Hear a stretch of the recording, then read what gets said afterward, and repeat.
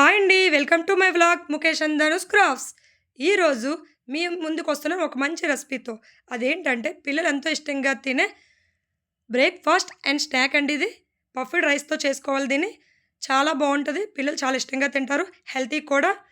ఎలా తయారు చేసుకోవాలో మరి వెళ్ళిపోదామా? ఇది తయారు చేసుకునే ముందు మనం ఒక పౌడర్ రెడీ చేసుకోవాలండి. ఆ పౌడర్ ఎలా రెడీ చేసుకోవాలో నేను మీకు చూపిస్తాను. ముందుగా ఒక ప్లేట్‌లోకి కొద్దిగా పల్లీలు, కొద్దిగా జీలకర్ర, ధనియాలు, 4 వెల్లుల్లి రెబ్బలు, 2 ఎండుమిరపకాయలు తీసుకోవాలండి. ముందుగా స్టవ్ పై కళాయి పెట్టుకొని, మనం తీసుకున్న వస్తువుల్లో ఇప్పుడు వేడైన కళాయిలో పలుకులు వేసుకొని బాగా వేయించుకోవాలి. క్రంచీగా వచ్చేంత వరకు.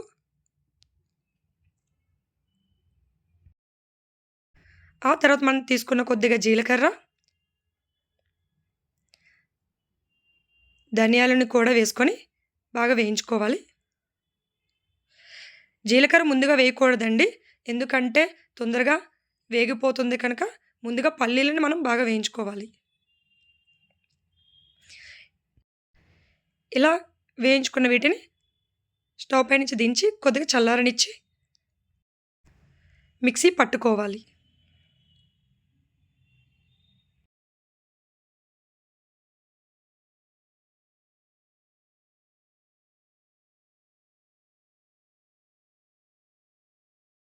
ఇప్పుడు ఇందులోని హాఫ్ స్పూన్ చిల్లీ పౌడర్ వేసుకోవాలండి. ఎందుకంటే ఎక్కువ వేసుకోకూడదు.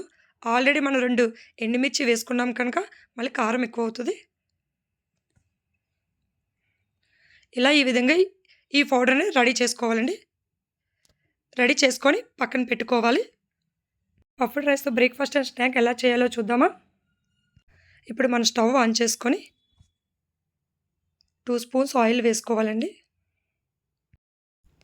ఇప్పుడు ఒక ప్లేట్‌లోకి కొన్ని ఉల్లిపాయ ముక్కలు, ఒక పచ్చిమిర్చి, కరివేపాకు రెబ్బలు, క్యారెట్ ముక్కలు, కొత్తిమీర, జీడిపప్పు, పోపులు, 4 వెల్లుల్లి రెబ్బలు తీసుకోవాలి.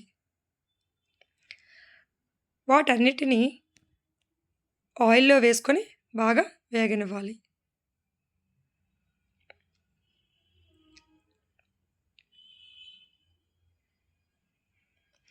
క్యారెట్ వేసిన వెంటనే కొద్దిగా సాల్ట్ వేసి బాగా మగ్గనివ్వాలండి. ఎందుకంటే క్యారెట్ ముక్కలు తొందరగా వేగవు కదా!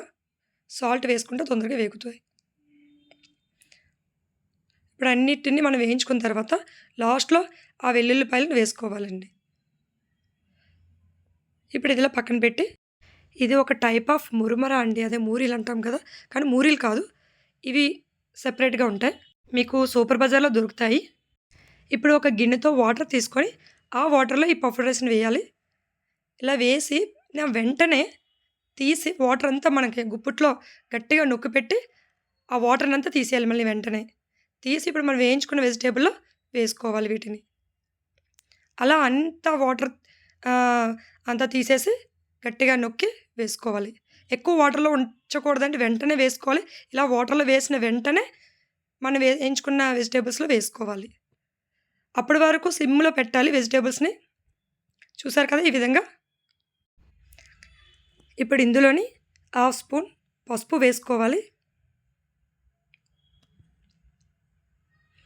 దాన్ని బాగా కలుపుకోవాలి. ఇప్పుడు ముందుగా మనం రెడీ చేసుకున్న పౌడర్‌ని 1 స్పూన్ అండ్ హాఫ్ వేసుకోవాలి. ఇది ఎవరి టేస్ట్ తగ్గట్టు వాళ్ళు వేసుకోవచ్చండి. ఎందుకంటే చాలా టేస్టీగా ఉంటది. ఇక మనం సాల్ట్ అయితే వేయట్లేదండి. ఎందుకంటే దీనికి సాల్ట్ చాలా తక్కువ వేసుకోవాలి. నేను ఆల్రెడీ వెజిటబుల్ వేయించినప్పుడు వేసుకున్నాను కదా! అది చాలు. లేదు ఇంకా మాకు టేస్ట్‌కి ఇంకా కావాలి అనుకుంటే వేసుకోవచ్చు. ఇలా పౌడర్ వేసుకున్న తర్వాత బాగా మిక్స్ చేసుకోవాలండి. మొత్తం పౌడర్ అంతా దానికి ఇంగ్రీడింగ్ అయ్యేంత వరకు. ఆ తర్వాత పైన కొత్తిమీర వేసుకొని, గార్నిష్ చేసుకొని, ఒక ప్లేట్‌లోకి సర్వ్ చేసుకోవటమే. పిల్లలు బాగా ఇష్టంగా తింటారండి. మనకి కూడా చాలా నచ్చుతుంది. మీరు కూడా ఈరోజు చూసి, రేపు ఈవినింగ్ ట్రై చేసి ఎలా ఉందో నాకు కామెంట్ బాక్స్‌లో కామెంట్ చేయండి. మన ఛానెల్‌ని ఎవరైనా సబ్స్క్రైబ్ చేసుకోకపోతే సబ్స్క్రైబ్ చేసుకోండి. మంచి కుకింగ్ వీడియోస్‌తో మీ ముందుకొస్తాను. ఓకేనండి. బాయ్.